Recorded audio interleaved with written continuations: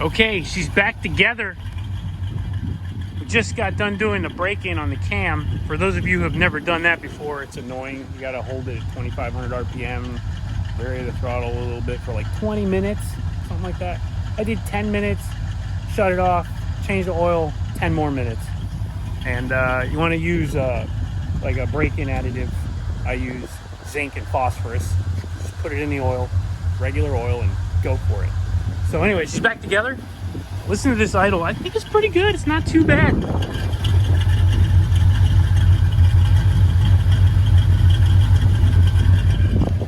Just a little chop. Now this exhaust is really quiet, so not really going to hear much, but not bad. I didn't want to go too crazy because we are still using the factory Rochester, which is a computer-controlled carburetor, and it's really actually pretty good considering what it is. But here you go. You can see she's all back together. Got our Edelbrock manifold on there. The air cleaner sits a little higher, but it's not too bad. It's like an inch or so maybe. But everything went back together really well, pretty smooth. So far so good. So we'll keep running it. I'll drive it around a little bit, make sure it's fully broken in, and then we'll test her out, see what she does. All in all, pretty excited. That cam's so cool. It's not aggressive at all. I knew it wasn't gonna be, but it does sound good.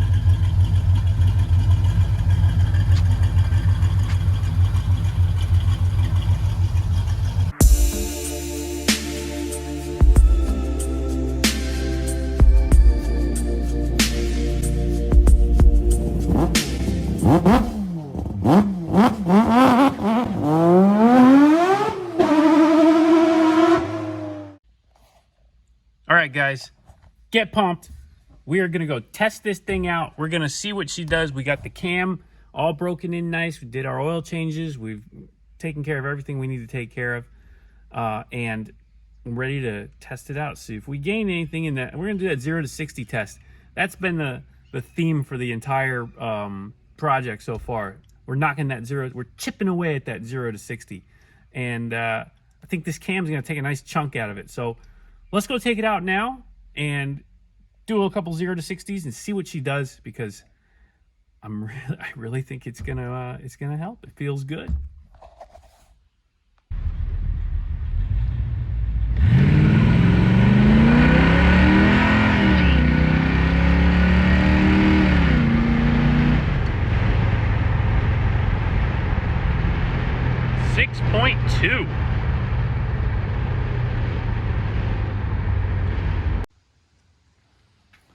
So there you go. 6.2 0 to 60. That's like a 5.9 with a 1 foot rollout. So we are now exceeding our expectations. We're hitting the goal and moving forward. So the cam helped picked up. Everything picked up. Cam and the intake together obviously picked up quite a bit. We dropped from a 6.7 to a 6.2. So another half second. I love this. Half second off the 0 to 60. And it's getting harder and harder to get that half second. So another half second dropped off the 0 to 60. 6.2. Now, remember, we started with a 10-second 0 to 60. We've almost cut that in half, which is pretty insane. Not a stock 305 anymore. Stock bottom end, stock heads. It's just an intake, header, cam setup, though, at this point. That's what we're gonna have to say. Still using the stock computer-controlled carburetor with this cam. This is the Summit. Again, this is the Summit K1103. A lot of people said it's too much cam for the car. I think it's just right. I think you probably don't want any more cam than this for a stock 305. But you can see the power starting to open up. I'm sure with a set of heads, this thing would just be wild. But I'm really, really happy with where it's at right now. I think this is a really solid setup for the money. You're talking about a $79 cam with some lifters, $100. I got the intake for $100 off eBay. I found it used. The headers were another $200. So you have $400 there. we're under $1,000 still, I think, with everything, or close to that. Maybe at the very, very most, $1,500. So we've done gears, torque converter, intake, header, cam, a very basic setup. Nothing much more. Drag radials, I forgot about those, but those are tires. You know, you can do what you want there. But such a basic setup, and it's running like a champ. Oh yeah, I did the air lid as well. You don't have to do that though. I don't think I picked up anything from that. But very basic setup, still completely drivable. It runs like stock, other than you hear the cam. It's got AC, everything's still there, no problems at all. And this motor has an unknown history, so I don't know how much longer it's going to last pushing it like this. We are doing run after run after run after run. All I'm doing is changing the oil and hoping that everything stays good. So the little 305 that could is still cranking. We're going to keep on going with this. I'm going to leave this set up like this for a little while. I'm really happy with it, and the performance kind of speaks for itself. I still can't get over that 6.2 0 to 60 with a stock bottom end 305, stock heads, and just a bunch of cool little parts to go with it. So you could do this same build yourself in your garage. None of these modifications were super time intensive or work intensive. The cam was probably the hardest thing of them all. But again, it's just tedious. You take your time. There's nothing here that one man can't do by himself. This was all I'm going to call it a garage build. This was all a really pretty simple build. Even if you wanted to pull the motor, you could probably do that in your garage too, but that's just one step too far. Everything else is really good. This transmission super light's a TH200C, so it's not even like the 200R4 or 204R. It's super light transmission. I can lift it myself, no problem. The rear end is super light, 7.5 rear end. Didn't really take much work. You can see the videos and see what we did. I just love it. Really cool, really repeatable setup. I'm sure some of you guys at home have these 305s. Don't sleep on them. They're not that bad, especially when you do a couple little mods to them. They sound cool. They run good. I see a lot of guys with 350s that don't even get this kind of performance. They're struggling to get into the 6s for 0 to 60, and we're knocking them down. We're going into the 5s now for 0 to 60. And I think that that's a testament to this design all around.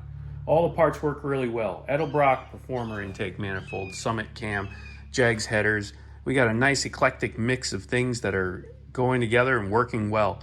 Boss Hog, torque converter, quick performance gears in the back, 373s. Stock transmission. Stock transmission. I did not put a shift kit, nothing. Still a stock transmission. So there's probably a little more to gain in that as well if you want to get yourself an $85 shift kit and put that in there. I haven't messed with it because I really didn't expect this setup to run as good as it does, but it does. So I'm going to leave it. Either way, I hope you guys are enjoying this. I hope you guys enjoy this little build. It's not done. Obviously, I have big plans for this. We would like to do the LS swap at some point, but I'm going to enjoy this for now and maybe even throw a little bit of juice on it. We'll see if she likes a 50, 75, or 100 shot. We'll see. That'll probably be closer to the end of its life. I promise you that. But let me know what you guys think. If you enjoy this type of build, a little, I'm going to call it relatable build. You can do it in your garage. It's pretty simple. Let me know. We'll do more of these. I really do enjoy it. I don't mind. I don't mind doing stuff like this because you don't have to spend huge money to get a huge result. And that's pretty much what we have here. So either way, I will continue on with this, and we'll see what other performance we can kind of muster up out of it. I haven't done any weight reduction or anything yet either. I mean, we could do like skinnies on the front. We could take the bumpers off, get fiberglass bumpers, fiberglass hood. We could probably take 200 pounds off this thing easily and really wake it up even further. I mean, the rule of thumb is 100 pounds is worth a tenth or two in the quarter mile. So, the less power you're starting with, obviously, the bigger the impact that weight has on your times. So when you're talking about an under 200 horsepower motor, 100 pounds actually could be probably 2/10 or so. So there's a lot more performance to be gained out of this, but we'll take it easy and just kind of enjoy the setup because I really love it. And I can tell you right now, it's fun to drive. Just like this, cruise is awesome, smooth as butter, sounds awesome on the road, and it's got a little performance to back it up now. I'm not as embarrassed now to floor it out of that stoplight because I know that it can handle its own. So anyway, more to come.